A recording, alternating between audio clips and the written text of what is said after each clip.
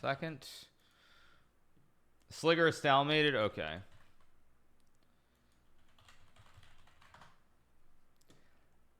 There we go.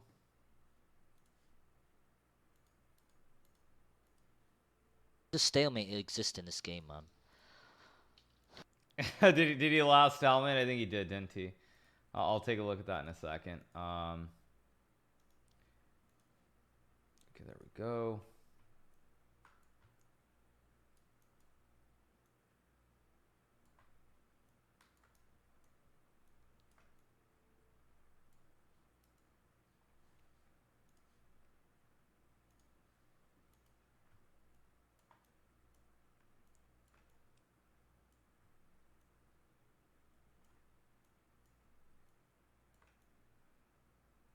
Not perfect, but it'll have to do, I guess. In a second, you guys are.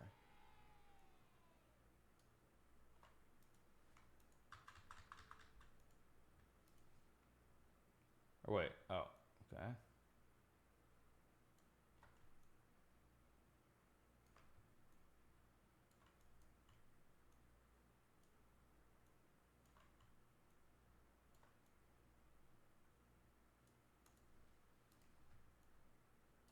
Okay, there we go. That should be pretty good. Not perfect, but it'll have to do. So all right, you guys. I think I'm just gonna wait for Slicker, see if he sees my see if he adds me his. Okay, there it is. Okay, pending 6. Okay, it should be, yeah. Where is it? There it is. Wait, Slicker. Okay. All right, you guys. So I think we're gonna be helping Slicker. So let me just make an analysis board. Just get everything set up.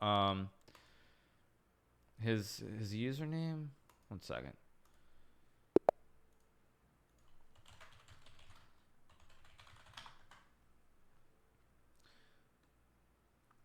Chat. His username is GM-Slicker. Okay, I'll GM-Slicker. Okay. All right. And I will call him in 1 second. Okay.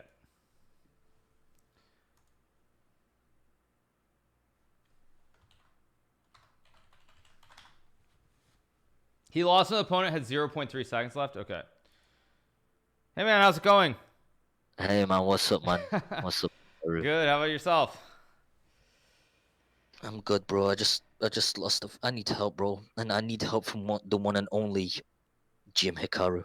Yeah, I need. well, I'm here. I'm here to help you. So today you're playing, I think, against Charlie, right? Yeah. Okay. So first things first. What openings have you been playing? Have you looked at any specific openings in advance of your matches, or you're just sort of like playing on the fly? I mean, are you watching my stream? Yeah. I mean, I have it open. Yeah. I love doing the one when, like, when you move your pawn up and then Mm-hmm. they move their pawn down and then I move my queen to, like, always play aggressive. I'm an aggressive player. I have no patience, unfortunately. But I like Okay. doing like the H4 queen play. Like have the opening. So I play more like a threat. So Uh huh. they need to back off, and then they like it depends how he play. He'll know it though, so I can't do that against him. Okay, So so I'll give you new stuff then. Complete like a refresh. Start from the beginning with your openings. Okay. I'm done. I'm done. I'm done. Okay, so I think I invited you to this analysis Oh board. yeah, I see it. Okay. All right. So let me double check and see which color you play with first. He gets to decide, so I'm sure Yeah, he's gonna it pick white. should be set. Let me just double check. Okay, Have you so seen let's anyone assume win? he starts with white. If I find out differently, I'll let you know. But okay, let's assume he starts with white. He's gonna play pawn to e4 here. Okay. So what I want you to play is push this pawn to d5 in the center of the board. Right. So now white can play 2 moves here. White can either take this pawn or white can play knight here. Now in his past games, he's been moving this knight out. So now you capture the pawn. White's going to capture, and now you're going to push this pawn to e5 here. Right. So the point behind this move is that basically your bishops can develop very easily, but you also have a pawn in the center, and white has a knight here that you're going to move. That's going to have to move on the next turn. So let's say white moves a knight here, which you should play as pawn here. Okay. Because now you're attacking the knight, right? I like that. I like that. I like that. I like that. I like that. So now if white moves the knight there to this square, what's your next move? But you're asking me what's my next move? What would I do? Simple. Like, no, I wouldn't take him with the queen because he's already defending it. So I would let me think. Because if I move my pawn down, it's already like messing it up. So what is he going to do? He's not really going to do anything with it. He's not going to move anywhere. He can't move anywhere. So I could just play normal. So what you And would then do here is you would push the pawn. Oh, right. Because your pawn is supporting the pawn. Right. True. Oh, by the way, you should flip the board around. So if you How do you do that? there's that little like that wheel, the cog wheel, right above that black rook Oh, in the yeah, corner. yeah. I see. And then I it's see the it. third thing, the rotation. Okay. Yeah. I got it. Yeah. Okay. All right. So that's. So do you even think he's gonna be like this, Hikaru? I'm sure that he's going to play there's a very good chance he's going to play this knight move because he had actual games where he was playing this on the site. Okay. He's 100% going to play this move for sure. What he does on the second move, I don't know, but most likely he's going to move the knight out. So if he moves the knight out, you take, and then you push this pawn. And the point is that basically in this position, we go forward after knight out, you push the other pawn to attack the knight. And so if white moves the knight, you push this pawn. And do you see what's happening here is your pawns support each other. But white can't move the knight. Because if white moves this knight, then you win this one. So if I go like knight here, you just take the knight. Oh, shit. That's a boss play. Okay. Oh, shit. Oh, no. No, but then he wouldn't do that. He wouldn't retreat. But he can't do anything, though. Because you're going to take... If he doesn't move this knight, you take this one. You take it. But if he moves it, he loses the other one. I like that. Damn. Okay, let me try. Do you see me controlling it when I move forward? Yeah, I see it. Yeah. All right, you play. I want to see if I can do it. It's the one with the queen behind it. Oh, I was testing you. Congratulations, you passed the test. All right. All right. So now I protect my pawn.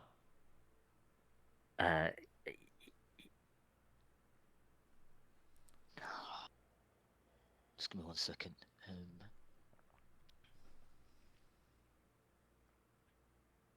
Close. But first thing is that I think the better way is not to try and memorize it specifically. It's to remember what you do. So the first thing you're gonna do is when your opponent pushes a pawn in front of the king, you push this pawn. So you offer the trade. So if white takes the pawn, you take the pawn back. So the first thing is to remember you push the pawn where you can capture it back if white trades the pawns. I got it. 1,000,000% I got it. Do it. Okay.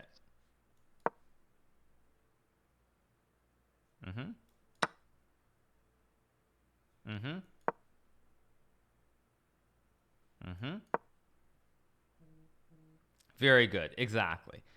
Okay. So the point is that when white does this and you trade and you push the pawn, white has no pawns in the center, but he has a knight that you can always kick away with your pawn. Right.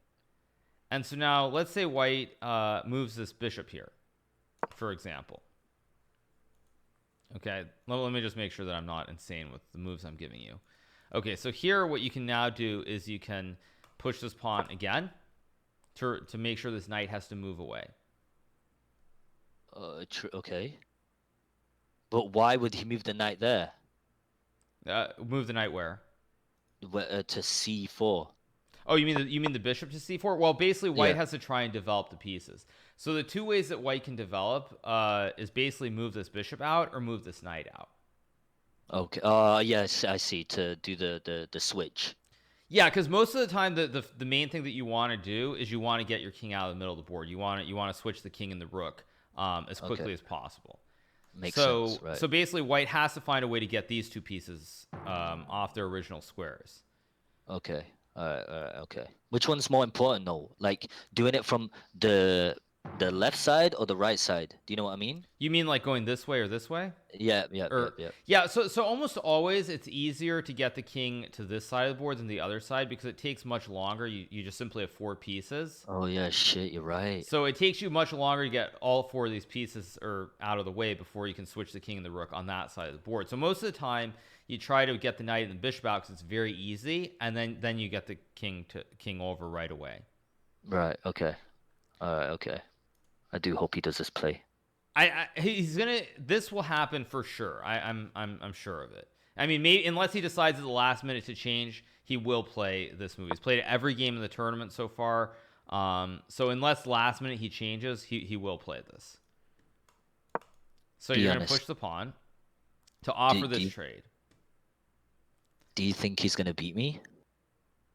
Well, I think he's what I'm trying to the reason I'm trying to show you these openings is because he's done more work. So I want you to play stuff that's very aggressive, where if he is not familiar in the opening, you'll get a big advantage. Okay. All right. Okay. Okay. So like when I've helped people and I think that they're probably an underdog or the other person's put in more work, what you want to do is you want to do something right at the start where you make it much harder for them to just get out of this opening stage, and they feel very uncomfortable from the beginning of the game. You want it to be a war. You don't want them to get their comfortable setup where they switch the king and the rook and then everything is very safe and they can just play normal moves kind of. Okay. All right. All right. Okay. I see that. So when white moves the knight out to attack your pawn, what's the correct move here? Easy.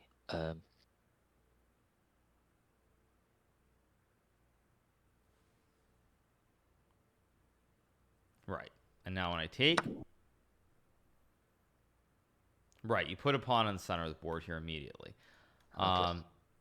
And so now let's say if white moves the knight again.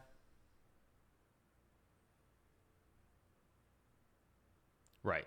Okay. And so now basically white can't move the knight because you push the pawn. But actually, no matter where white moves the knight, you push the pawn anyway. Like let's say white moves the knight here, you still push the pawn. Okay. Okay. So he's basically threatening him to go back. He wasted his move. Right, because he's had to move his knights a lot of times. He went 1, 2, 3. He's already moved this knight 3 times, and this knight has to go back or go forward. So let's say white moves the knight here. That's what I was thinking. Now you can play queen here. Whoa. Okay. Because you see how the knight it doesn't have squares. Yeah. I see that. So, and even like a pawn can't move up forward to like threaten me to go back. Right. So here, let's just say white plays this queen check. So white's attacking your king. So now you can push the pawn forward, and you're attacking the queen, and you're still attacking this knight. Fucking hell! And I see that, man. Yeah. And if white takes the pawn with the knight, you just take back. Okay, and then he will probably take my pawn, obviously. Right, but now you can just move your king. And you basically what you're going to do here is you're going to develop your knight to attack the queen next move, and then try to bring these pieces into the game immediately, as fast as possible. So here you're up because you captured one knight for 2 pawns. So you're very far ahead in the count. Right. So let's say, what's that? No, I thought you wanted me to move it. No, so basically, if white doesn't move the knight here, let's just say white move, or actually, let's say knight here, queen here, and white moves the knight. You're going to do sort of the same thing. You're going to move the bishop, go for the quick checkmate here with the bishop and the queen, right? Because you're threatening to capture this pawn with checkmate. And here, let's say white moves the knight. What you do is you bring your knight out, and you're just going to castle your king and try to remove this knight with your pawn on the next turn or 2. So let's say white moves the bishop. You can now just push the pawn. Yeah, I see that. And then he could go here. But he can't. But for what reason? But then what would he do in his position then? Well, okay, let's say this move occurs. Just take a second, see if you can find the correct move. That's just checkmate, exactly.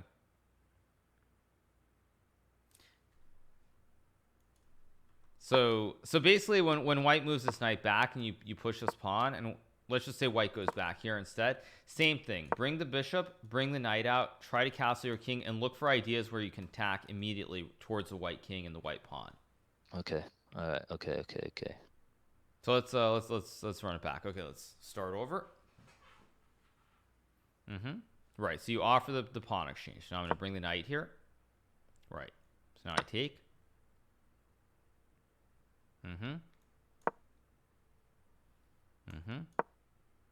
Good. And no matter where this knight moves, by the way, you do the same idea. So even if I go here, what's your next move?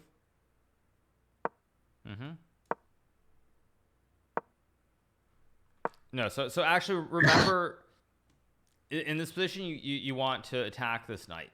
White has only moved knights out here. So how do you attack this knight?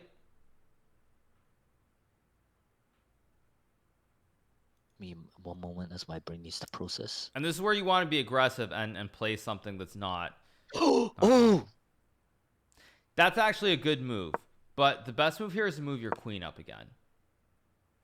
Oh. Because again, you attack this knight with your queen. And one reason I guess the way to try and remember this is that if you ever say move this bishop here, for example, white can push this pawn. Right. And the pawn protects the knight, but more importantly, besides protecting the knight, this bishop actually now becomes very active as well.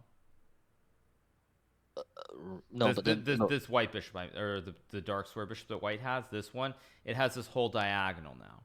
Okay, but now look at this. Even if he moves here, like, he won't move it here. Why can I not move? Which move? Well, it's black's move here. It's black's move. Right. So if I take this, he takes this, and he goes for this. No. Okay, that will never happen. I mean, okay, I see that. So what you want to do is you want to play here, because what this does is you attack the knight, but white can't defend it now. White can't push the pawn and activate the bishop. And so now when I go knight here, how do you go for the next move?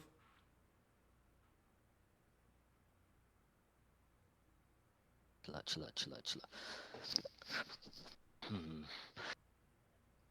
Yeah, I know. Oh, wait.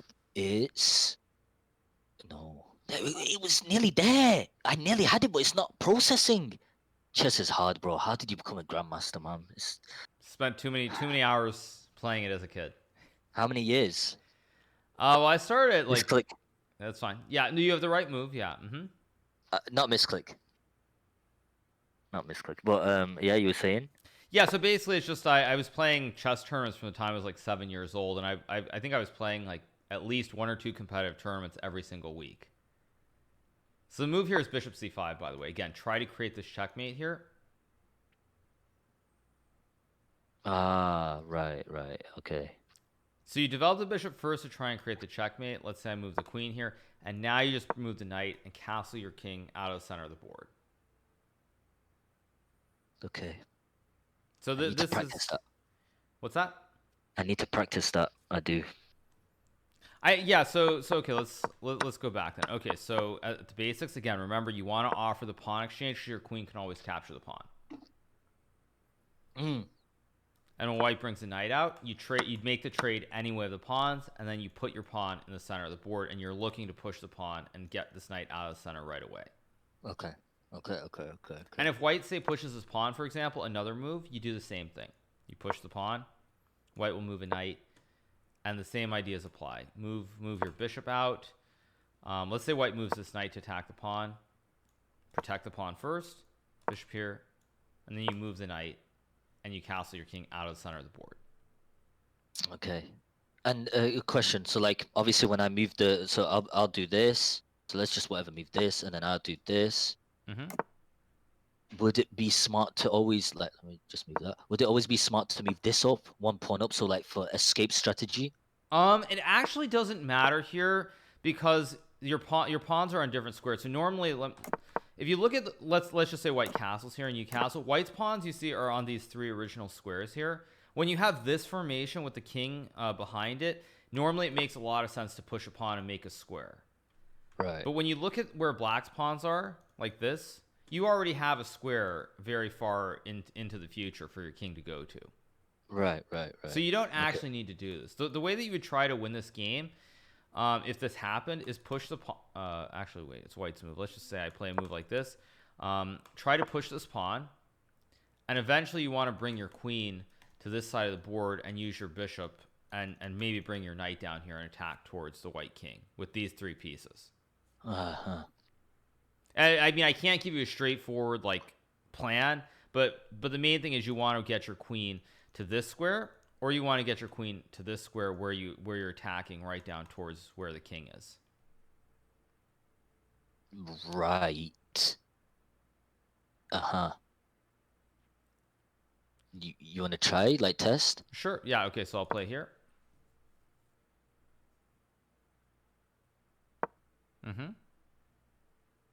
Say I go here.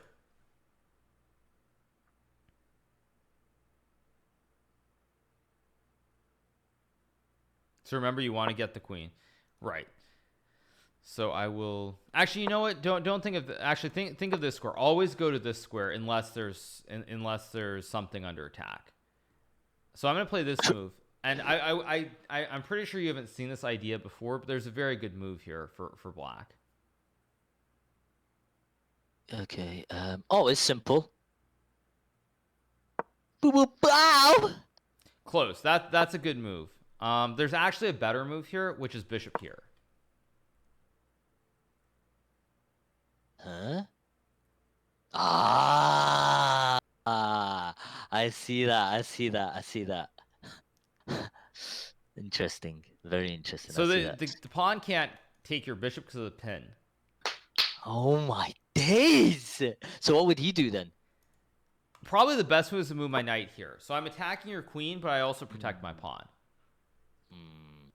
So what would your knight? So you have to move your queen here. No, Okay, I'm thinking. I wouldn't retreat because that's a weak move. Right, like if you move your queen, I just capture the bishop now. Because now your queen no longer attacks the king. I could do...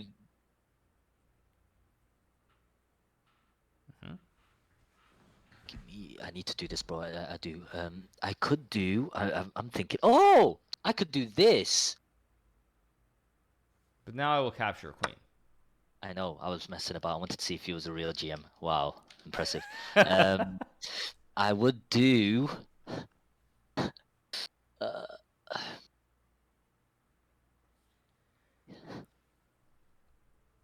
think, man. This is next level thinking. So you move the queen up. You just move the queen up here. Oh. Because you still keep this... white still can't take the bishop because the king is under attack. Right. Okay. And white can't move the knight back, so I move the knight back. What's your next move? And then checkmate. Exactly. Just queen takes pawn. Okay. Right. Think. Okay. So that was... Are you sure? I mean, I don't know why I didn't think of that. I don't know why. Like, it was a blatant move, you know, like, just there. He had to retreat unless he goes here. No. It's still checkmate. Yeah. You can't move the knight anywhere because if you move the knight, you allow the checkmate. It's the only piece that protects the pawn. Hold on. What if when I move that there, he moves this here? Right. He can do this, but now you can take this rook. Wow. But I'm going to give you another example. So let's say white pushes the pawn here. Now you can take this pawn. White takes back. And then I take the rook. Yeah, okay. Yes, you can take the rook. Of course you can take the rook. Is there possibly another move that's even stronger? Maybe a move that will lead to a checkmate. Wait. Chill out. Oh? No.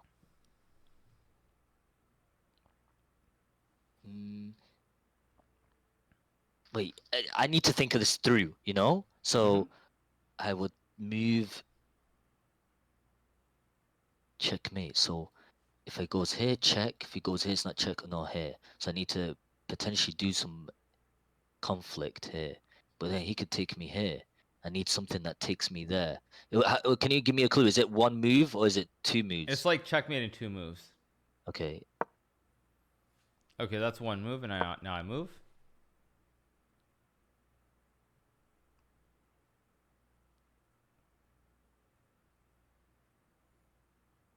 Now, by the way, to be clear, this knight move is not a bad move, but in this case, there's a better move.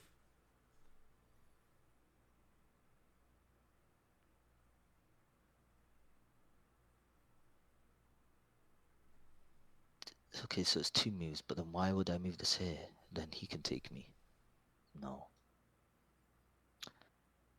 If I move this here, then I attack this.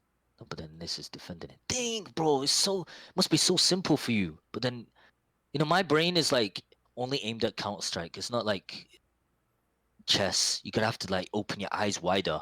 Yeah, you kind of have to look at everything. It's quite different because you have to be aware of like, and this what I would say specifically is one thing that's very important to Whoa, wait, why would I be stupid? I'm stupid. My bad. I didn't mean to interrupt you, No, Grandmaster. go ahead. Yeah, It's simple. Like, there you go. Because the pawn can't take me as my bishop is blocking it. Yep, exactly. And then when I move the king, checkmate. Exactly. So what I was starting to say, and I think this is very important with chess, is be aware of the placement of the bishops, both your bishops and your opponent's bishops, because they're the one piece that I think it's very hard. It's very hard to see from a distance, like what they're doing. More so, the other pieces you can kind of, I think, understand more easily, but be aware of the bishops because they're the things that from very far away you can just forget about them attacking things. Right. Yeah. I always thought like the bishops were useless. They're probably the best piece in the game because they're the piece that most players will forget about. Because it's like you think about it's kind of like snipers for lack of a better phrase. They're the things that from very far distance they create threats. They attack all kinds of pieces, but it's very easy to forget about what they're doing because they can be very very far away and still like here this bishop it feels like it's far away, but it actually True. It's like it helps lead to a checkmate. Yeah, I need to keep my eyes open on this one. It took me a while to think of that. Holy shit. I would have never done that. If I was in a tournament and this situation was there, I would have never done that. Right. I need to like locate my items and see what they can do. Fuck me, man. Don't feel too bad about this because a lot of people. This is one of the hardest things, even for people who are pretty serious in chess. Is that if this was a puzzle, for example, like if you saw this as a puzzle, you would see the move. But in a game, you would not see the move. So the differentiating between a puzzle and a game and a game situation is very, very hard. But true. But it's important to just keep an eye on where the bishops are because the bishops, I think, are the pieces that are the easiest to forget about. And if you're good with your bishops, then you should have good chances in this match. Like just think about the bishops and think about what they're doing from far away specifically. I feel it. I'm feeling this game, bro. I'm feeling this. I don't know. I love Hans. No disrespect, shout out to Hans, but you give confidence in a brother. Like Hans was like, he would talk and like you would just be like, am I gonna win this? Am I gonna? But when I speak to you, I know I'm going to win this. I feel it. You have the feeling inside. Oop, misclick. No, this is correct. This is correct. This is the correct move. No, I pressed right click. Oh, okay. I mean, okay. the right button, so I didn't do it. But we should actually do it. Like I want to see. Give me some puzzles. Try and do it. I want to see if I can like my brain's awake. I need to win this money, man. I mean, I need to win this tournament. Yeah. No, I mean, I think the thing is, what I want to do is give you a basic setup, and then I want to see you play like two or three games, and hopefully you get these openings, and or we can also just play, and I can do the various setups as well. But I just want to give you a basic fundamental here, like try to attack your opponent, and there's one other thing that I want to show you in this opening. Okay, so in this position, white does not have to move this knight out. White can also make the capture here. So now what you do is you'll take the pawn. He's going to bring the knight to attack your queen, right? Because it's a developing move. You bring the knight, and now you have to move your queen at the start of game. So right. I want you to play queen here. White can play a couple things. Let's just say white moves this knight out, for example. It doesn't matter. Knight or pawn, whatever he moves, you're going to move this knight out here. So now when white pushes the pawn, you're going to play bishop here. Okay. because this is what we call a pin, where white cannot move the knight because then you take the queen. Okay. So let's say white moves the bishop here. And now you're going to castle your king. And then you take the pawn with the rook. Okay, so you have the right idea. So let's just say white castles the king. Now, if you were to capture this pawn with the rook or with the knight, white would just recapture with the knight. Oh. So what you do here is you remove the one really good defender, which is the knight. So you take the knight. Let's say white takes back, and now you just recapture. I see that. Right.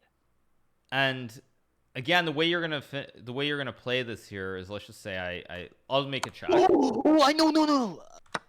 Say if you done this, right? This is a sick play. Oh my goodness. So say if you went like. Okay, I'll just make a random move. Yeah, I'll make a move. Yeah. Oh, too late. Oh no, it won't be, because then I'll move this check, and then he'd have to move it. And I got the queen. Close. Unfortunately, here I can just take with the queen. Oh, but there's another one here as well. Same idea, which is you can play knight here. Because now you're attacking the queen, but you're also attacking the rook.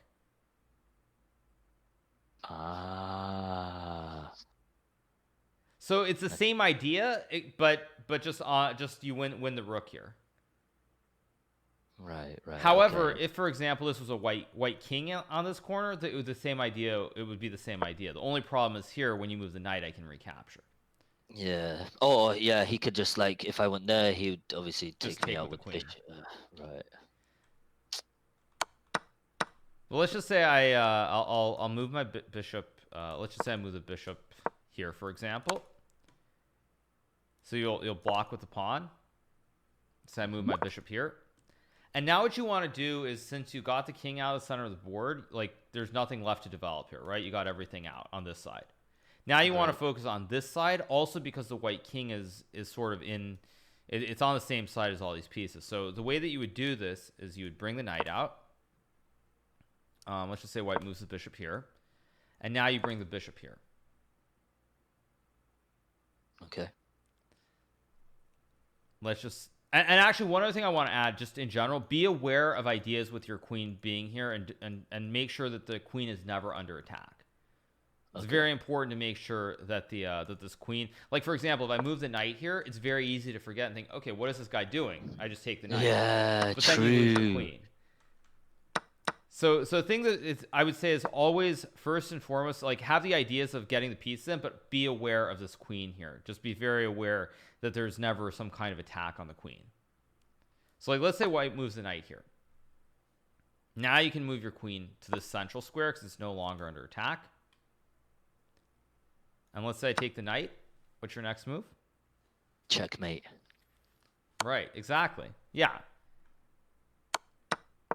So let's go back. Let's see how well you remember this. So, okay. So I push the pawn. Takes. The fuck happened? Wait, hold on. Wait, what? You take. Well, yes, I can move the knight, but in this, the two moves here that white can play are knight out or pawn takes pawn. Okay. So if white moves, you take the... let's go back to the first thing we looked at. Let's say white plays knight here.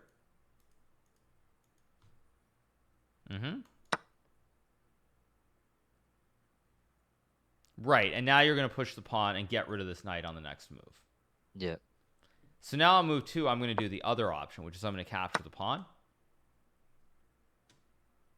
Right, now I go here. Very good.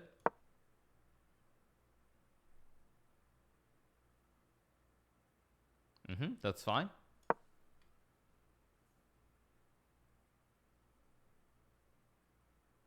Now remember, you want to get your king out of the middle. You want to make the switch.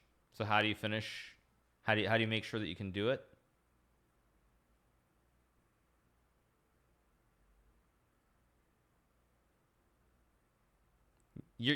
So you have the knight here, but the right move is to bring the knight to this square.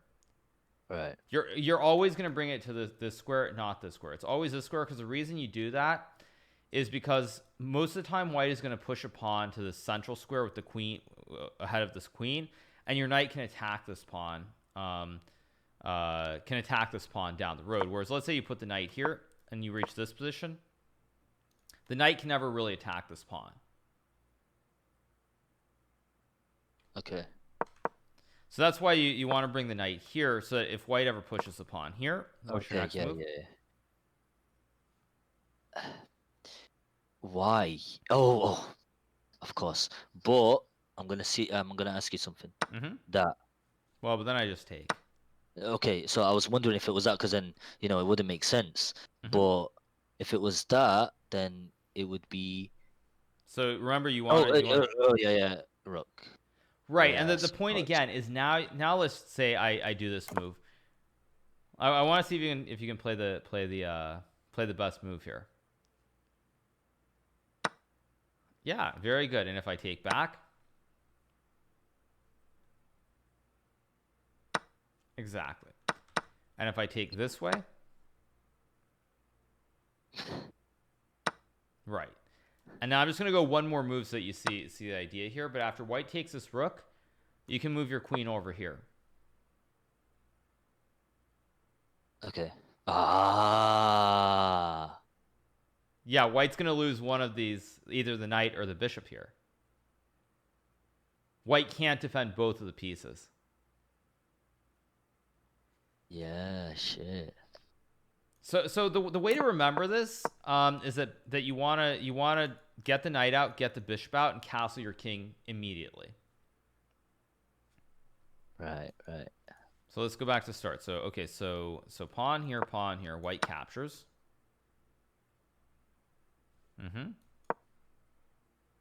Right. Okay, so now I will push this pawn. No, my bad, my bad. Right. So you need to be aware that exactly. If white doesn't put something in the way, you wait to develop your bishop. Right. And so now when I bring the knight out, right. Now I play this move. Right. And now I'm going to play my bishop here now, so I support this pawn with the bishop and the knight. And what you want to play here is you want to push this pawn to this, or I guess you can do that. There are a couple moves you can play. I'll give you something a little bit different. So play knight here. Okay. Why do you think that I moved my knight to the edge of the board? Because the next move you're gonna threaten the no. Yeah. Oh, you defending the bishop.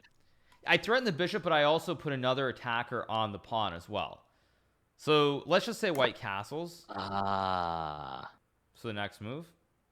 Yeah, you moved that. You got both on lockdown. Right, and then when I push the pawn,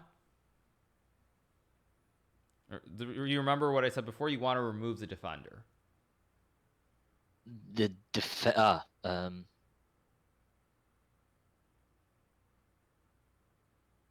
So right, and now when I capture, exactly, because now you have two knights and a rook. So the whole point behind putting the knight on the edge here was actually you bring it to a square where you put more pressure on this one pawn. So this is very, very good. And I think this is probably enough in terms of the black opening, because let's just go over all of it quickly. Let's just see how much you remember. So okay, so I'm gonna push the pawn to e4. Wait, no. Right. Do it again. So I'll play knight here.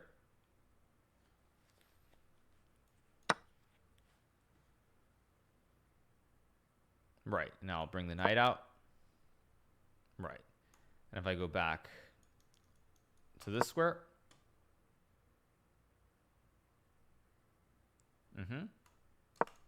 And now this is the one key move that I want you to find, if you remember it. I do.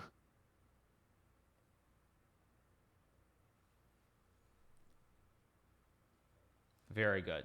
Very good. And again, the way to remember this is always be aware that there are ideas with white making a check. So when you go queen here, when white makes a check, you push the pawn. And I could actually very easily see something like this happening, where white takes and your opponent forgets and thinks he can take the rook. But if white takes the rook, Oh yeah, yeah. My queen. right, you just play queen takes queen and you're winning. Okay. Does he So blunder? what's that? Does Moist critical blunder? Oh, he definitely blunders. Yeah, he Okay, does that's make good. mistakes. Yeah. That's good. That's good. That's good. So basically, again, the point is if white plays this knight out, you push this one, and you're looking to push this one on the next move, and then push this one to remove the knight. And I don't think this will happen, but there is a chance of it based on his games. So okay, so that's if the knight moves. So now I'm gonna take your pawn. Right, and now I'm gonna attack your queen. Right, and now I'm gonna develop my knight.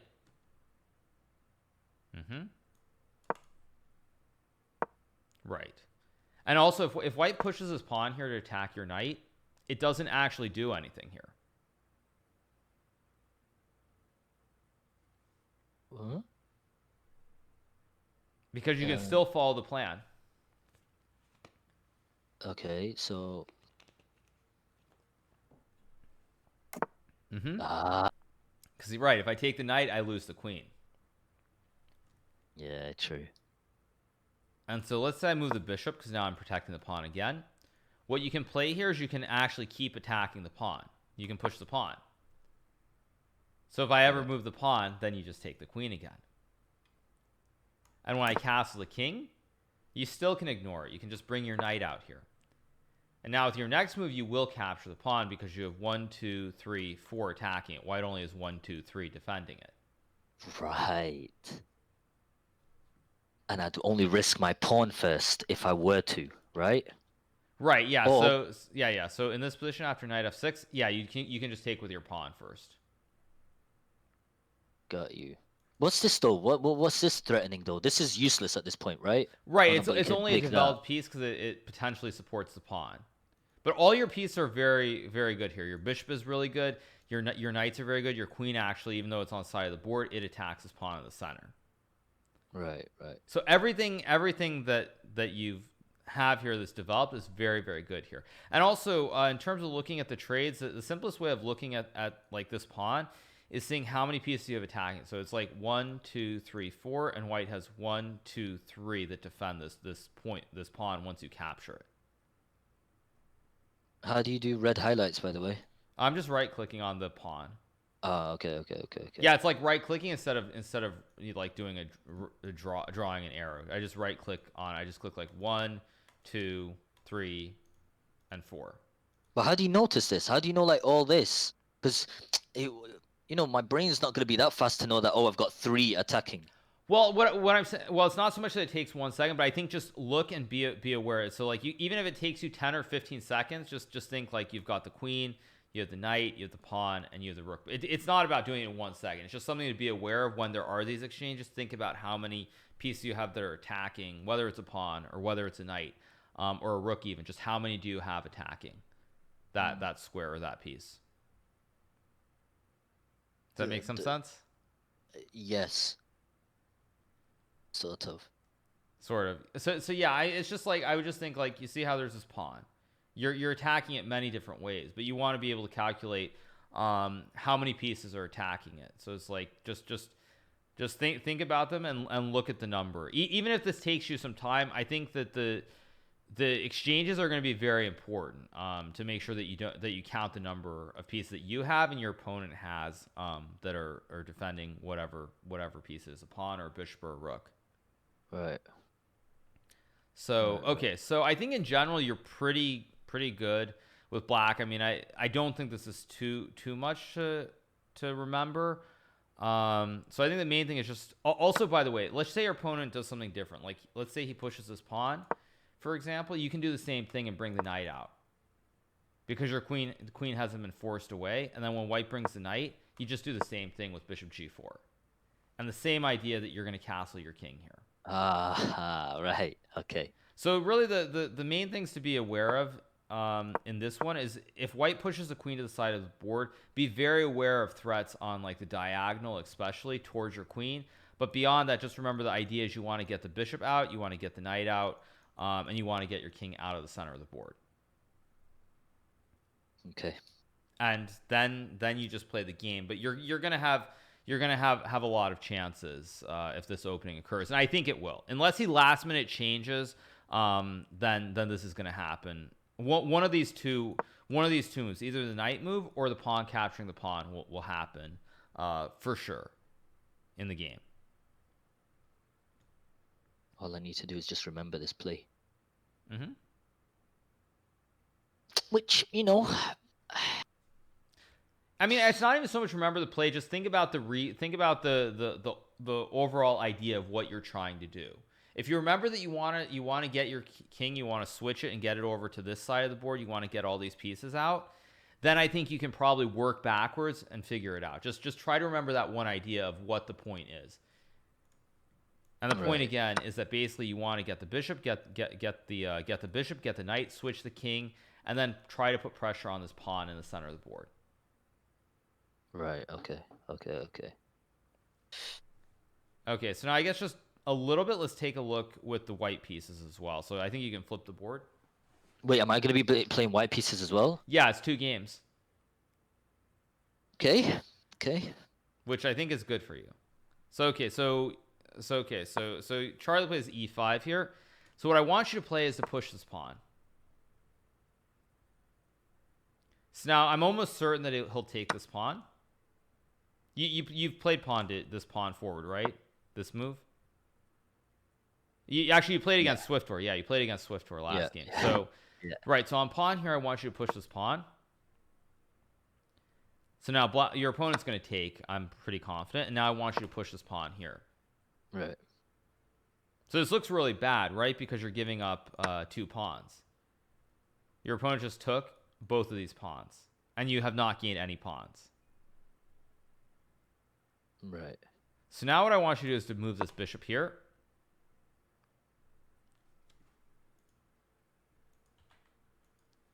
And let's just say black takes this pawn. What's your next move? Obviously, there's only one thing I could do, and that would be...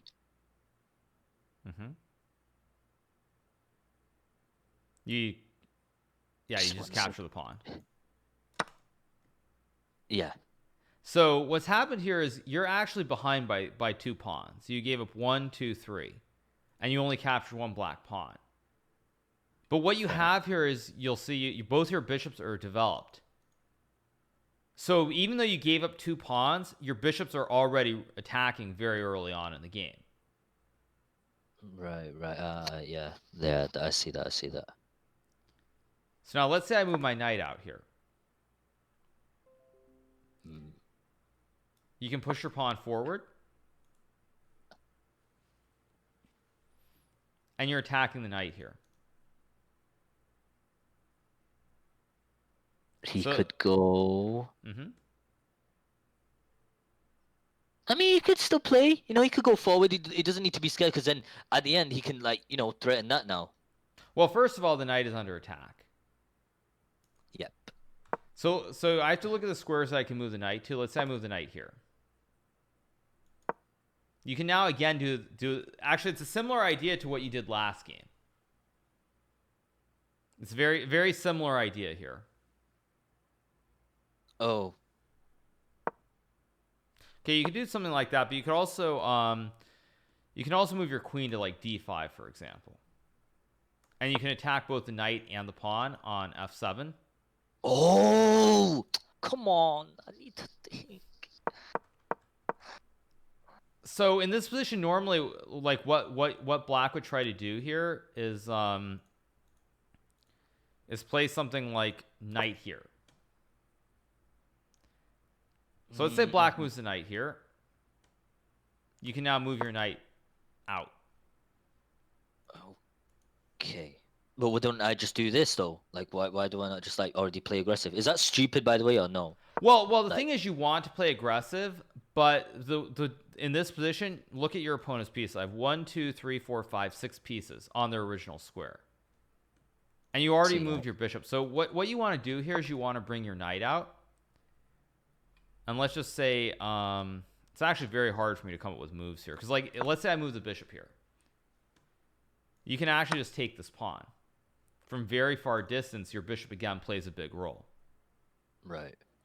And now you're going to take the rook next move. I see. So I'm going to push my pawn here. And the reason I'm doing this is I want to bring my bishop out, but I also want to bring my knight out where it's not under attack. So now you can castle. Yep. And again, if I ever move this bishop, I lose this pawn. So I'm going to move my knight here. And now at this point, what you're going to do is you move knight here. I see. So it'll be like you know, yeah, and then I take him. Okay, all right. Is that no? But then I'm always thinking, is there any escape strategy for him, like to stop that? Not really, no, because because how do I stop it? Okay, well, he could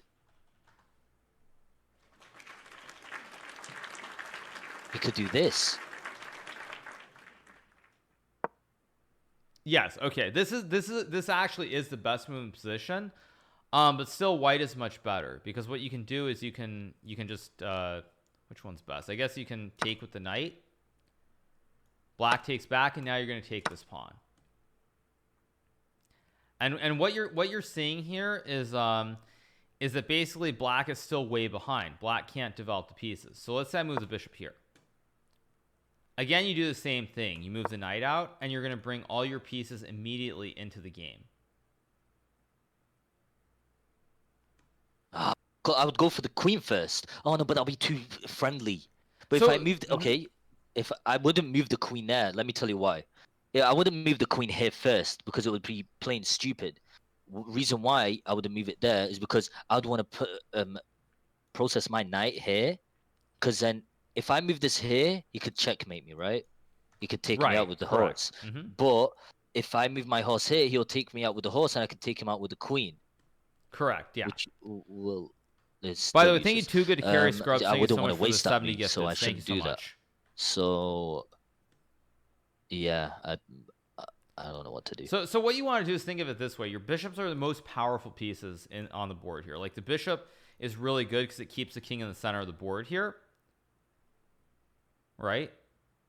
But black also can't he can't move his queen because the bishop covers these squares, and he can't really move the rook. So what you want to do is, let's just say I move my knight here. You can just move your knight here anyway. Because you want to get rid of this knight, and now if I just take with the pawn. And you see this bishop? It's like glued to the square now. Okay. And that's a good thing because my king I can't switch the king on to the left or to the right. Because you see how the bishop covers both these squares? Yeah. And then beyond that, the bishop is planted here. Like the pawn also I can never remove it because this pawn just guards the bishop. Oh, checkmate, next move. Maybe not next move, but yeah, in a couple of moves. What you want to do is you want to try to attack this knight and then try to use this bishop. Or you can even just bring your rook and try to attack right down towards the king right away. But this is completely winning for white. Right. Because the point is you made a sacrifice of a couple of pawns at the beginning of the game, but in return for making the sacrifice, this king is stuck in the middle of the board. Right. So okay, so let's go back to the start. So e4, e5.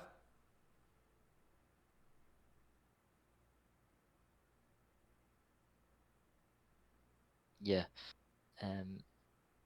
Is this how I'm gonna move that and then he's gonna move that? Okay. Right, you're gonna, yeah, okay, so on move 1 you're gonna push the pawn in front of the king.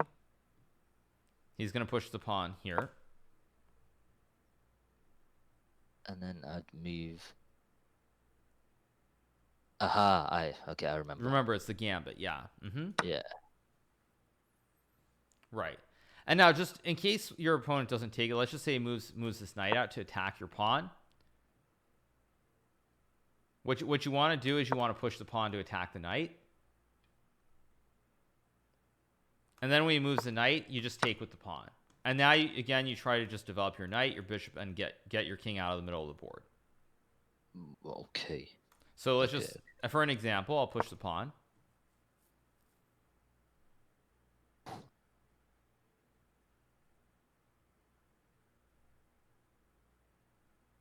Uh-huh.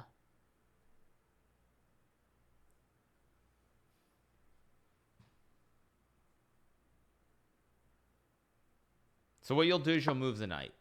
Very simple plan. Just develop the knight and the bishop and get the king out of the middle of the board. So when I move the bishop, you can move your bishop here. Black will castle. You're going to castle your king. And let's say white moves, or black moves the knight here. You can now bring your other knight into the game and bring your rook into the center. Okay. Yeah. And now if he doesn't take the pawn, I'm trying to think what else he can do. I guess maybe he can push this pawn here to support the pawn. And what I would recommend if he does this is just trade the pawns. Trade the queens.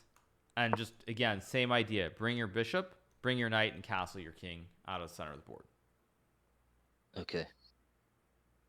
All right. Okay. So always important. Always take the right side of my king item stuff out first. Yes. Okay. All right. Okay. This is with the white pieces. With the black pieces, it's going to be different. You want to take all the items from the other side of the board. So when you're black again, side. right? So I guess just we'll take one more look at the black side. If you get a good position, the first game is much more important objectively. If you get a good position or you win the first game, you're going to be in a really really good spot. Right. So so e4. Remember, with the pawn in front of the king, you offer the pawn trade with this pawn push. Okay. And then when I take,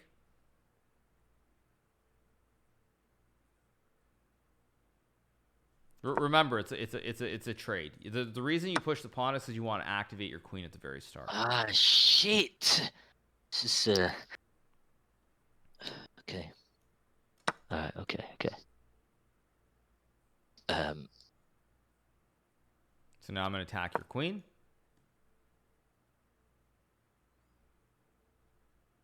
Oh, and by the way, it still is your right side. So with black, it's your right side, and with white, it's going to be your right side. You're getting your king to the right side in both cases.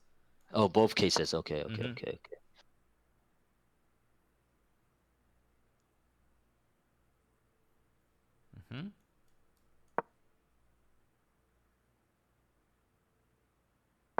Right, and now I castle. Okay. Exactly. Yeah, this is perfect. And now to finish it, let's say white doesn't have this pawn that you can attack at the start. Let's say white pushes a pawn here. Now you want to get everything out on the other side as well. Samu Chess tipped $5. Can you play Vision on and what is your high score? You know, it would be okay. And in order to do that, I'd move this here. You told me to. That's fine. I'll move my bishop here. Good. And now if I move my queen.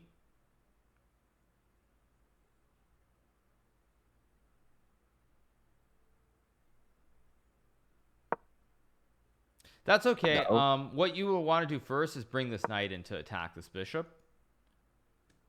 This is important to remember. Just bring this knight in. But secondly, with this bishop, you always want to on this square in front of the rook. You always want to target down towards where the white king is. Okay. That's the one thing I would say that's super important when you're trying to finish this. Get the bishop to this square where you can attack this pawn near the king. Yes, move that. Yes, and then. Later on, for example, let's just say I play a move like this. After bishop here, play a move like this. You can now go queen here. Yeah, and then I know what to do with that next. Yeah, because again, you're going to remove the defender. It's just the defender is of a different square here. Right. So you're going to take, and then it's checkmate with the bishop and the queen. Got you. Of course, yeah. And if white pushes the pawn here, you can actually take this pawn. And when white takes, you can take with your queen.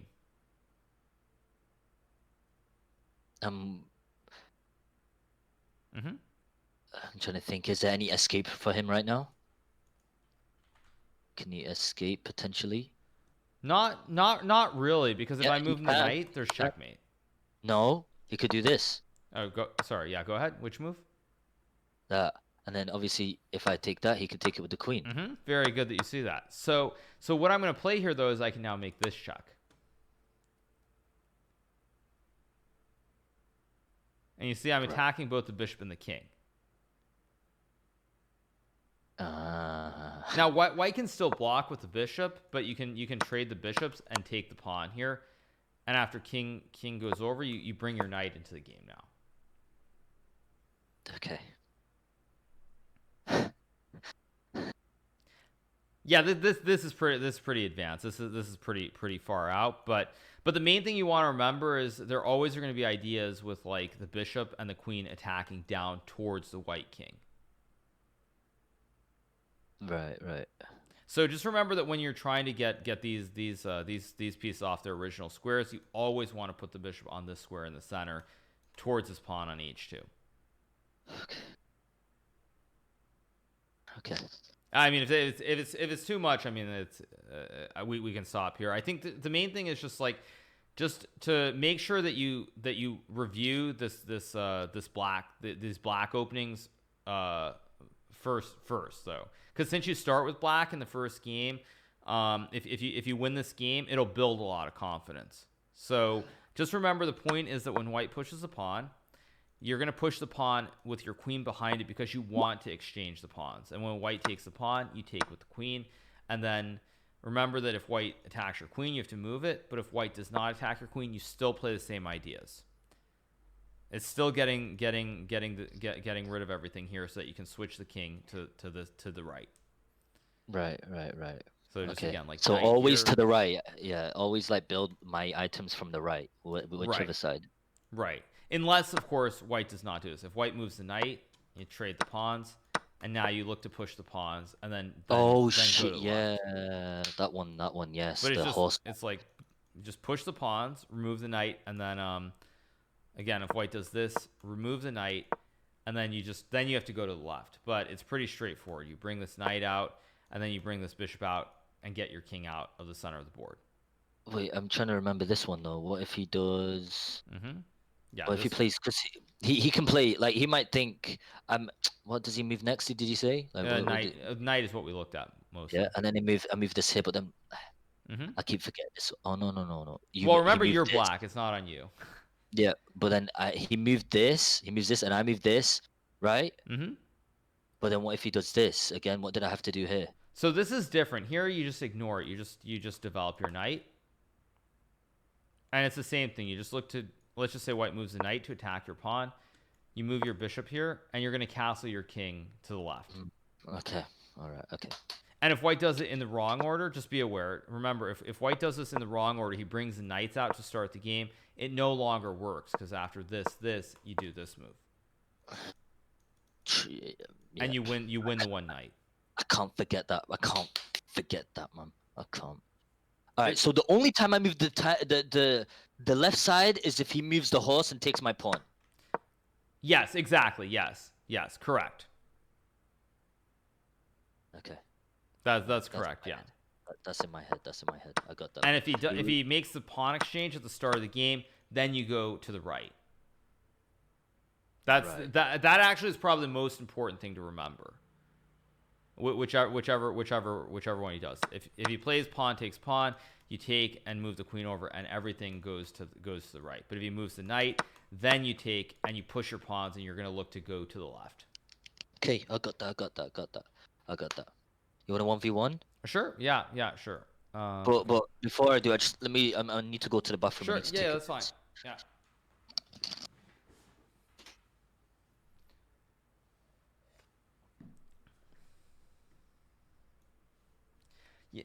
Yeah, I mean, Chad, I mean, basically when I basically when I'm showing him stuff, I'm trying to show him stuff that's relatively simple. Stuff that I don't want to overload him, because obviously this is a relatively sort of last minute training, but I do think that he has good chances of winning this match. He sees certain things. that definitely are things I would not expect him to see, like bishop to f4, which was an excellent move. So it's not easy, obviously, but I'm trying to do the best I can with the limited time that I have. He's gonna snipe and then d4. The one good thing, the one thing I would say though is that I don't think there's going to be stream sniping on this one because obviously Charlie, I think, it wakes up really late, as does Daniel for the most part. So I think it's going to be fun to see what happens. I don't know. It's either going to go really well or it's going to go really badly. There's going to be no in between, though. I would say that. Thank you to the Tank Jacker for the Prime. So just trying to show him something relatively simple.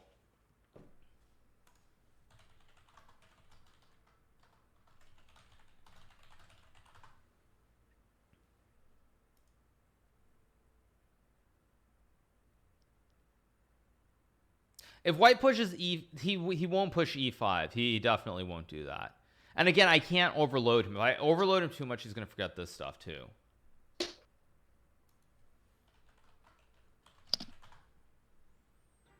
Great success. Hey, let's go. Sure. Alright, okay, I'm so ready for this, bro. I'm gonna win this for you, bro. Listen to this, Hikaru. This win is for you, bro. I'm telling you. Fuck hands, I'll say that. You don't swear, right? I can swear. I mean, I generally don't, but I do get annoyed sometimes when I'm playing as well. So yeah, I mean, it's just, okay, right. So I pushed the pawn in front of the king, which is what your opponent will do. So remember, you want to offer the trade. Man, listen. You're talking to me as I don't even know what I am doing. Good. I'm ready for this. I am ready. See, you didn't move the knight. So already man boss out the king. Mm-hmm. Very good. Oh, okay. You moved that. Already, you know, I Mhm. moved that there. Okay. Very good. Do something. I'm feeling this. I'm feeling this. I'm feeling this. Obviously, man, I used the horse. Mm-hmm. I actually do feel it. I'm not gonna lie. I really do feel it now. It's good. Yeah, I feel like it's more aggressive. This is more your style.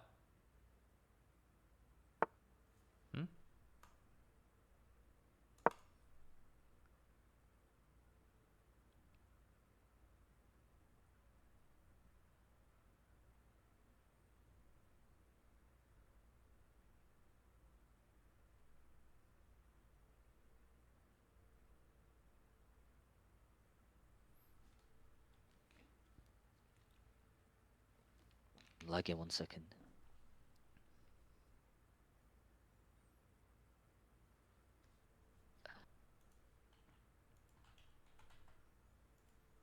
Chill out, chill out. Oh.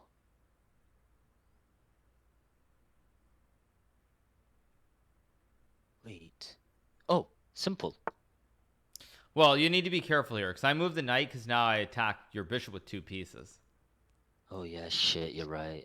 It's okay. I'll play a different move. I'll just move the bishop here. Respect.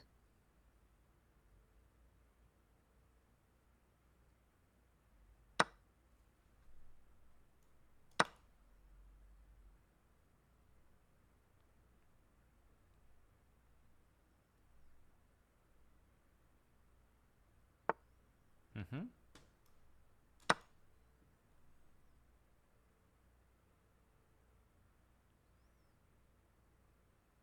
Why did you say mm-hmm? Well, the move you played is good. So this is going to be another thing. So you're, of course, supposed to capture the bishop here with your pawn. But this is important as well because this could totally happen too. So you see how you have these pawns one in front of each other, these 2 pawns on the very edge of the board? Yes. Normally this is bad, right? Wait, which one? Oh, on You see, G? like on H. You have these Yes, 2 pawns H7 and one in front of each other. Normally this is really bad. Okay. But here it's actually very good because what this does is now you can use one thing also is very hard is knowing how to use the rooks. So like here what happens is you now have this whole open line down towards my king where you can put your rooks. You can put your rooks on this line. Ah, like here. Yes. Like move my rooks to G. Exactly. Yes, you can stack them on G even. So like even though you get these two pawns, they don't. It doesn't really matter here because now your rooks can use that open line. Okay. Oh, bro, this is.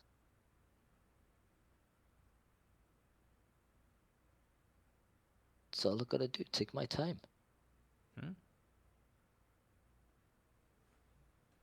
See, now I know you're gonna do that, but then I can take you. Why would he be stupid? See, now I can move it there, but I doubt you'd be like, I'm gonna do this. You know, like it'll be pretty weird. Oh my.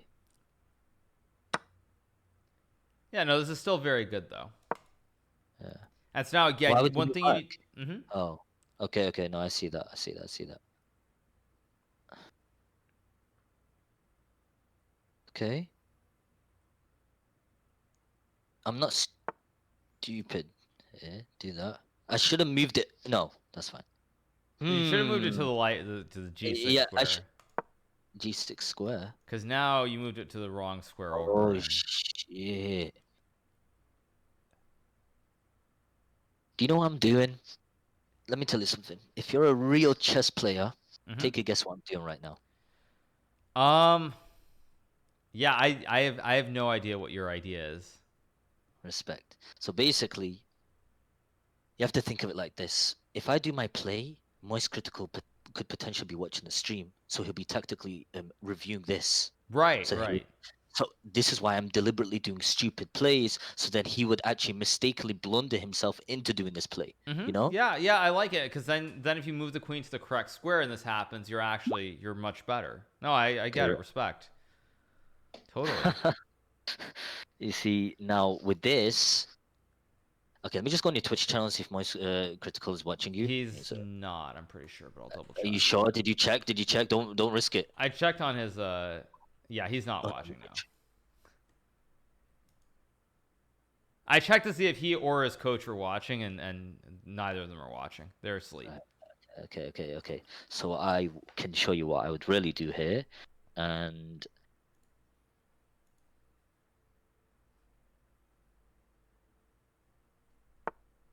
he could take it. Take the rook. Take it. Oh no, but it'll be check. Oh no, wait, wouldn't. I could take it with the pawn. It's fine. Do it.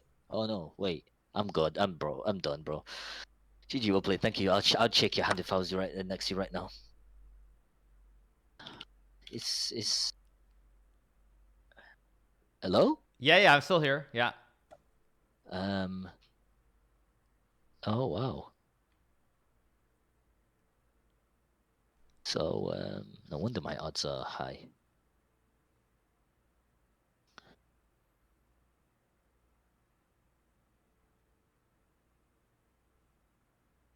At this point, I would literally resign. Right. Which, yeah. So basically, we don't need to analyze this game specifically, but what I was going to say is that most of what you did was fine, but what you should have done was on move 8, taken my bishop on e2 instead of playing pawn to e6. I think you can just click on the notation on the left hand side. Yeah, so instead of pushing the pawn to e6, you should have traded the bishop, taken the white bishop. Okay. Yes, it would make sense, because now that I left it, you have 2 marks, so you could take it. But then you see, like that, I lost a piece automatically. Right. Whereas if you take the bishop, it's just an even trade. You just trade one bishop for one bishop. Okay. And if this happens, then you would continue with the same plan. Let's say I play knight takes bishop on e2. So bishop takes bishop, knight takes bishop. Knight takes bishop, and then I'd move my whole no. Yeah, you can just move your bishop to d6. Bishop to d6. Okay, so go back one move. Yeah, so bishop takes, knight takes bishop for white. So white can play knight takes bishop here.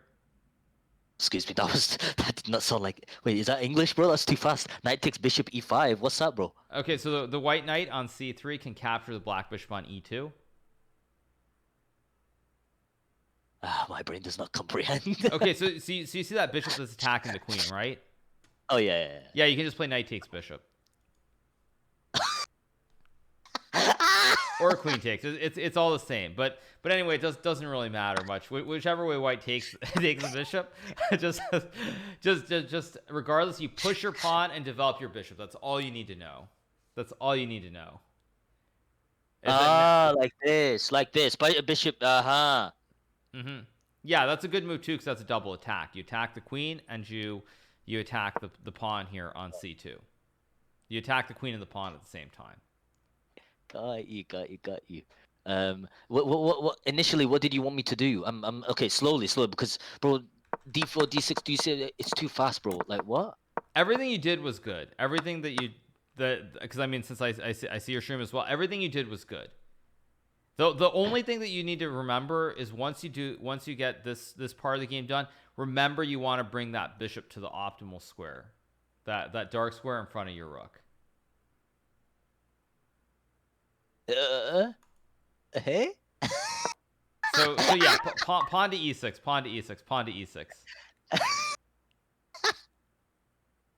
I'm not gonna disappoint you, Hikaru. I swear I'm not gonna disappoint you. No, it's all good. It's just the only thing I want to say is just make sure you bring your bishop out. That's the only thing that you need to remember once you get out after the first like 6-7 moves of the game. Oh, e6. That's it. Right. Okay. Oh, and then obviously I want to snipe it. I want to AWP the. Right. Exactly. Yeah. That's perfect. Right. Okay. Which initially I did. Oh, okay. So you see so the mistake you're saying is I should have initially took this, so then queen would come down, and then I'd move the e6, then move this, and then snipe. Right. Exactly. Yeah. Just make sure you don't lose something before you get to that point. Right. But okay. I mean, you if you remember this stuff, you're gonna have a real chance to win this match, like a real shot. It's not like that all you have to do is remember this setup, and not make a mistake, and if you get to this point, I think you'll do very well. But hold on, what about this one? Say, let me just move this. I move it here, right? And then let's just say again this one, just so I can show. I can't move it here because obviously this is under attack. So obviously there must be. Oh, and that's where my whoa, back up. So when I push the pawn in the first place, you don't even have to move the knight. The white knight is under attack. You see how your queen can take this knight? No, I'm just giving no, he would never do that. I'm just trying to move pieces so then so I can just show you. Okay, yeah. But anyway, yes, the general idea is true. You want to move your bishop and snipe, and then try to either line up a queen or a knight and win that pawn and make it checkmate. Right. Okay. Because I could move it there. Yeah. Right. Because then he would either move back. He wouldn't move. He could move there, but that would be pathetic. He could move here, but then I move here, and then he can take. But then that's where I come in place, and then bang, checkmate. Right. So yeah, that's just the main thing you need to remember is you want to snipe with the bishop and then try to get your queen over and make the checkmate. Yeah.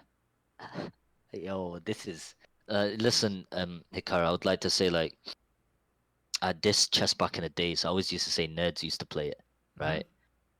But I will officially say that it's still for nerds, but like it's not easy, you know. This game ain't developed for me, bro. Yeah, I know it's very difficult, and yeah, it's a hard game, but I think just try to remember some of the basics and just believe in yourself. I mean, what I've seen, there are certain things that you see, like in when we're just looking at this, the way that you stopped a checkmate earlier, there are things that you do see. So as long as you have the sort of the basic idea, then you can just sort of play your best and get there. As long as you don't lose like in the first 5 moves or so, you're on even. It's an even battle between you and Moist Critical. So that's the thing. You just need to get to the middle stage, and in the middle you'll dominate him. Respect, man. I appreciate your help, man. You are a true inspiration in this community. Thank you. I'm just trying to help, and I'm glad you're enjoying it. So I think in general, just have some confidence, but don't go too fast. Like just once you get to the middle, it will all become a lot clearer. not necessarily easier, but you'll see the ideas more easily. So just in the first like 10 moves, don't go too fast, because that's where there's the biggest chance of you making a mistake. So just keep it a little bit slower, and then once you get to the middle, you should just be a better player. Easy. I told you this. Most critical best, is what's gonna happen, right? He's gonna be called a Bella Danger for that day. Okay? Right. So I mean, it's all about like less confidence. I shouldn't be too confident. I shouldn't be like, oh, I'm gonna do this, because then that's the point where I'm just like, oh, he done that, I'm gonna move it. No, it shouldn't be like that. It should be like 15 seconds max. Think everything. Look, is this clear? Is this clear? Is this clear? Is this clear? Absolutely. Bang, move this, move that. Checkmate. Easy, well played. Like I should take my time. I should take my full 10 minutes in this. I shouldn't take because that game with Swifter was, dude, I don't know how I won it. Like, to be honest, like I blundered my queen when I was ahead by one big piece. Yeah. And I can't afford to do that again, because I'm sure he probably watched that game and he'll probably be like, okay, he played stupidly, so he's gonna try and blunder again. So I need to outmaneuver his maneuver, but it's no, it's not easy. It's not easy, but you have a chance. So as long as you remember some of the stuff, I think the main thing is just like remember what the idea is, how you want it with the inventory based on the second move that he plays. If he brings the knight out or if he makes the pawn capture, and just remember, if you remember that, then you'll be able to put the pieces together, the sort of the idea, and you'll do great. Actually, yeah.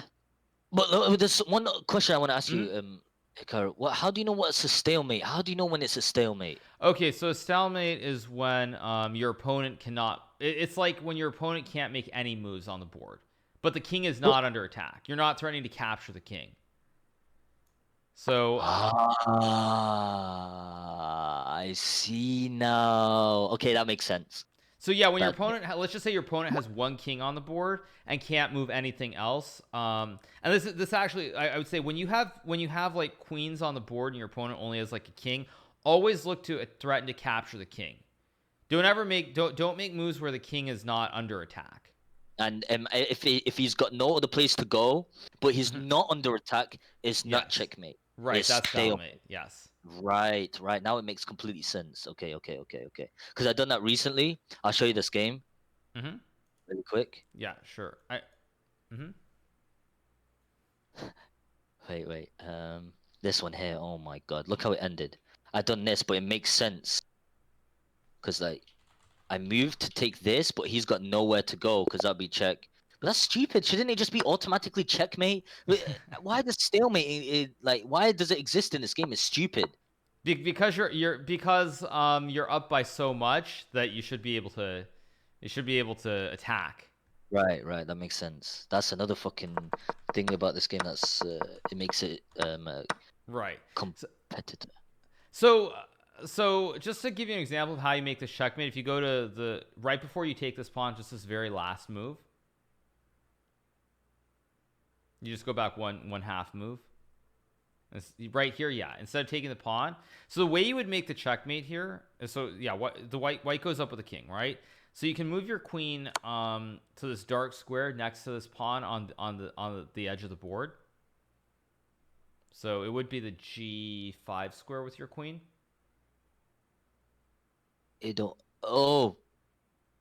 G5. Right, so the square right next to the pawn. Yeah. Okay. And then could he move there? Yes. Oh, can you not analyze it? Oh, I'll just invite you to this board then, I guess. Ask him about en passant. Nah, that'll never happen. Okay, yeah, I'll just show it to you on this board. I think I just sent you an invite.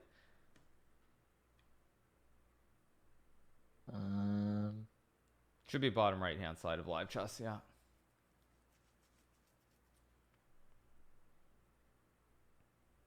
Do apologize for the inconvenience.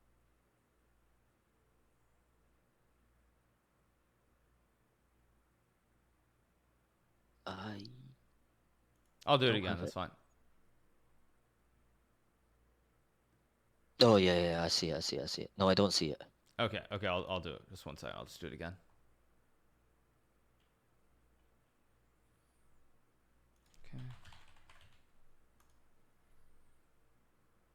Gaming chair ad but sits on a wooden chair. Are you joining Team Liquid, by the way? Maybe I've had some discussions with them, so it is possible. I mean, listen, I put in a good word for you, so you might be joining, bro. I got Okay, you, man. cool. It's a decision you don't want to decline. Trust me. Team Liquid, best team in the world, better than CS:GO, League of Legends, and the first chess Team Liquid player, Liquid Right. Hikaru. Right. Mad. Yeah, that would be pretty sick. They sent you the merch, right? Yeah, they did. Yeah, I wore some of it. I'll wear some of the other merch later. Actually, when I'm on doing commentary and solidarity. You know who we're sponsored by? What's that? You know who we're sponsored by? No. You mean who? Like you mean like who you're sponsored by, or? Yeah. I know. I mean I know you're part of Team Liquid. Yeah. No. Marvel. Oh, I see what you're saying. Okay, yeah, you mean the merch. Yeah, right. Yeah.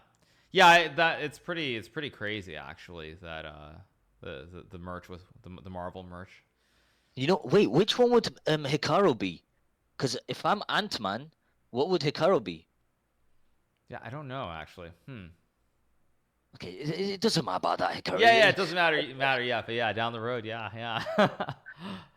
Don't know why you asked me that question. Come on, Hikaru. I'm trying to keep it serious here, please.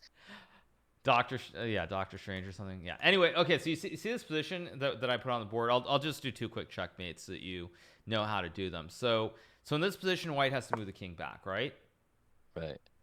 So now the way you can make a very easy checkmate here is you can use the queen and the pawn. So do you see? Yeah, you see the pawn push. Okay. So let's just say I push my pawn here. What would your next move be?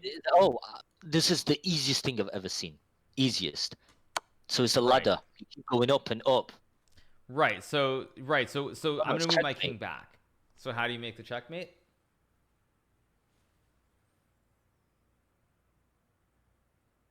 You said the ladder, so it's actually you can still do this ladder.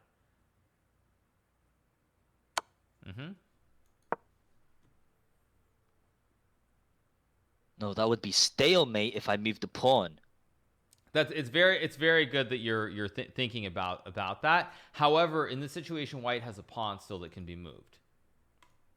So so here you can actually just push the pawn because White has one pawn, and now you make the checkmate.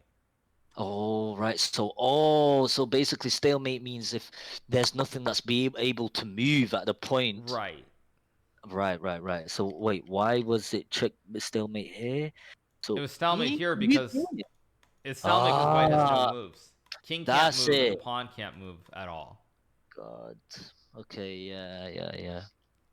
So I'm just gonna set up one more checkmate very quickly. Just ignore it. The moves don't really matter. Just gonna do. Okay. All right. Let me just set this up. Okay. So just gonna set up this one checkmate, which is king and queen against king. Yeah. So I assume you don't know how to make this checkmate. Oh, I do. Okay. You underestimated me. So, in order to, you'd wanna bring him into a corner. Correct. Thank you. And then the closest corner would be the H8. So in order to bring him in H8, you'd force him. You'd bring the queen up. Keep moving the queen. Focus on the queen first. King. And with this, you go back a bit, just a little mess about. And then you start moving the queen forward, so he has no other place to go. And then we keep moving the queen. So then he has to go further backwards, which you're not for some reason. But then I'd move this here, so you can't go right side. And then move my queen again.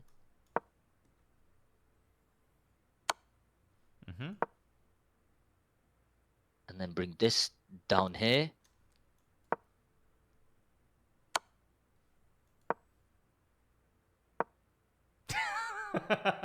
That's stalemate. No! Oh, yeah. No. You could go up.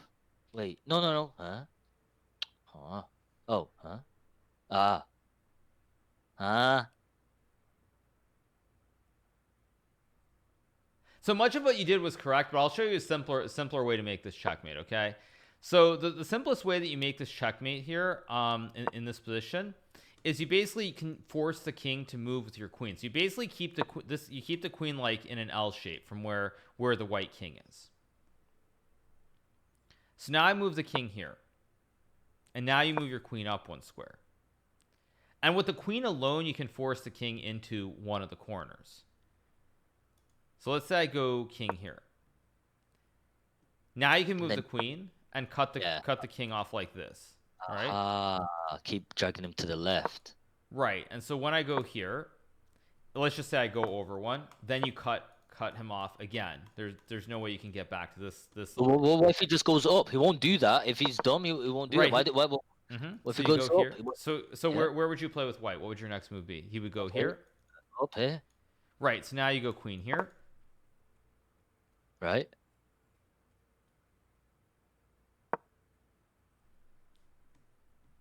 Right. Now I go here. Right, but now I can go here and I cut you off completely. Oh shit! That's what I'm talking about. Okay, and then then he'll start moving back, and then I start moving my queen. Well, you could do that, but actually it's even easier. You can move the queen here to start. King goes here, and then you move the queen here. So what you want to do is you want to get the king into the corner where there are 2 squares. He can go here and he can go back endlessly, basically. But you want to get the king into this corner. And then once the king is stuck here, now you just bring the king. That's it. I like that. All right. It's just very straightforward.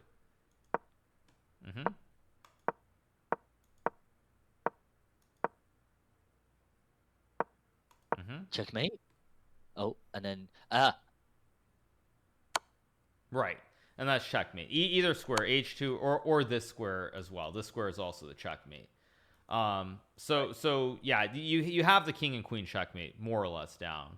But basically you can just use your queen, and your queen you force the king to one of these back rings. So whether it's this way or, for example, let me see. So like even something like even this, for example, it's the same thing.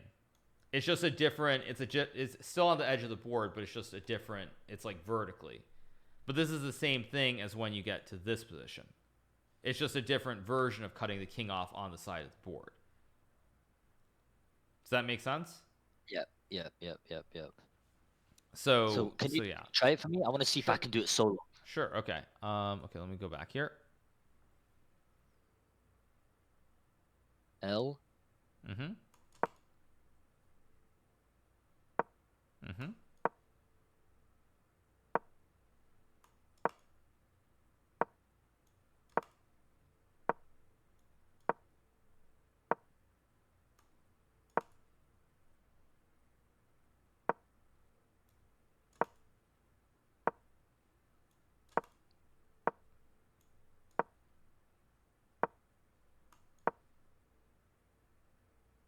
You see, now I already done that. I don't need to do anything. I'm just gonna push forward now.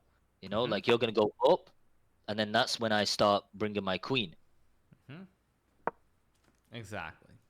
Right. Okay. That's fine. That's completely fine. As long as I know stalemate, that's all that matters. That's it. Because I won't stalemate again. Never in my life. That's really good. So how do you finish off the game here? Oh, you want me to finish it off? Right.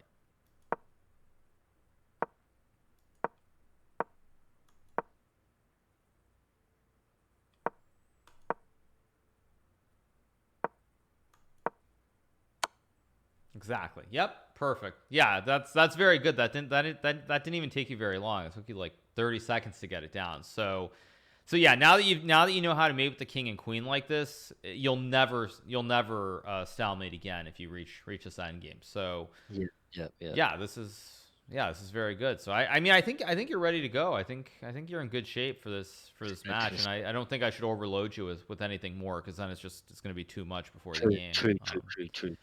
True. I appreciate it, man. Thank you so much, dude. Yeah, no problem. And just like good luck, and just remember, try to remember the basic idea before you go into this game. Just remember, try which side you're trying to develop based on that second move that your opponent plays, and Yeah, you'll yeah. you'll I'm so kill fucking it. ready for this, dude. I'm so ready for this, dude. I swear. Yeah, it's good. I'm really looking forward to it. So just do your You, best, and have fun, man. dude, you best root for me. Don't talk shit behind my back on the stream, okay? No. I'm rooting for you all the way. I am actually. I'm rooting for you today. And who do you think is gonna win? You're gonna win.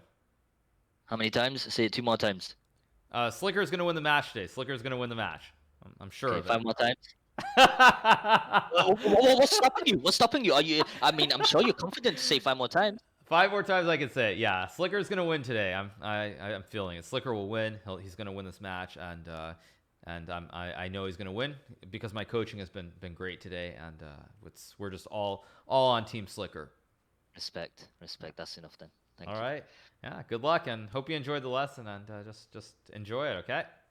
Yeah, I got this one. This is for you, Hikaru. I will win for you, bro. For All right. you.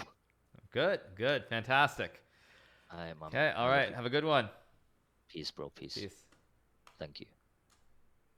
All right, you guys. Hope you enjoyed that. I think Slicker, it's very weird with the way the ratings work, because I feel like when I see some of the things that occur, like at times there's certain things that certain people don't do great, but definitely I think there's something to be said that playing on stream, the rating ends up going downwards by at least a good 150 to 200 points for everybody. So, like when people see Slicker at 572, I don't think that's an accurate estimation of what his rating should be, based on what I've seen in his various games. So I think his rating, that's not what his rating is at all. But I hope you guys enjoyed that. He'll never reach an end game, probably not, but you never know with an end game. I mean, I never in a million years would have thought that XQC and Fusli would reach that kind of an end game, like Rook and Knight against Rook, or even the King and Queen against King. I never thought that would have happened. So honestly, very impressed. Now somebody's playing a game against him with Queen F3 on move 2 in Slicker's game. But anyway, you guys, hope you enjoyed that, and I think he's good to go. I'm feeling good for him. Thank you to JR Capablanca for the 7 months. Dr. Hikaru went forward in time to view alternate futures to see all the possible outcomes of Slicker's Pogchamps match. He saw 14,605 variations, but Slicker only won one. I don't think that's true, actually. I think Slicker certainly can win this match. I do. Charlie's been very good, I think, more in the middle. I feel like the way Daniel has taught him, he's become very good in some of the very set structures, deep end games, not end games, but like deep middle games where there are certain concepts. And certainly Charlie's put in much more work. But again, in an actual game situation, I do believe anything can happen here. Thank you to Name Change coming for the 5 months. Thank you to Janext for the Prime. Thank you to Jonas88 for the 8 months. Mr. Manor for the 2 months. Thank you to Ochnat for the 2 months. Thank you to Ali Wigo for the tier 1. Dreadnought with the Prime. Thank you to the T368 with the Prime. Thank you to Juan Person with the Prime. Thank you to Lozeric for the 100 bits. Thank you to Tank Jacker for the Prime. Thank you to Sandwich Chest for the 5. Thank you to Fezzy Fez for the 2 months. Masked Felon for the Prime. Cognardi with the 2 months. Thank you so much. Thank you to Too Good to Carry Scrubs. Once again, you are a legend, my man. Thank you so much for the 70 gifted subs. Really do appreciate it. What else can be said? Thank you to Jado for the tier 1. Thank you to She as a Ninja for the Prime. S Manic with the Prime. Guy 18 with the Prime. Mighty Mouse 21 with the tier 1. Luker Maragno with the 3 months. Thank you to Cosmic Monkey with the 100 bits. Ginger Soldier 1 with the Prime. Suction 666 with the Prime. Nintendo 64 with the 5 gifted. Thank you so much. Thank you to Chess with Steve for the 3 months. Thank you to Madaz with the 5 months. Thank you to Codes Magodas 2112 the Prime. Thank you to Miles for the tier 1. Thank you so much. Appreciate it. Thank you to Yorzik for the Prime as well. He forgot what I learned. No, his game is Queen F3 on move 2. So that's not going to happen. If it does, it does. But you can't overload someone too much. You have to look at the predictability, what the odds are of certain lines, and then go with that because it's most likely to occur. So all right, I think I might play some Blitz maybe if anyone's online. I don't want to get into something super heavy right now, like some kind of crazy match. But opponent went Queen F3. Yeah, but Queen F3 is not going to happen. Let me make sure we don't have any people watching. Oh, we do have people watching. Of course, we do have someone sniping. Lovely, exciting. Okay, so now I'm gonna have to go write something separately. Lovely. Look who showed up in chat. Unsurprisingly, All right, let's find someone to play against. Let's see who else is online. Culturon is online. Jeffrey, I guess. Liam Liang. Yeah, not many people online. Not many people online. So, I'm not gonna play Hans right now. Hans's rating is super low. It's like 2880, which is just ridiculous. Hans should never be below 20. Hans should like never be below 2900. So I'm gonna end up losing a boatload of points to Hans if I play him right now. That's not even in doubt. Watch and commentate on SlikeR. Yeah, no, but I mean Hans 2880 is a joke. Hans should never be below 2900. That's like. I mean, honestly, Hans is much better than that. I'm playing 4-player chess later, you guys. So I will play 4-player chess at some point later on. But yeah.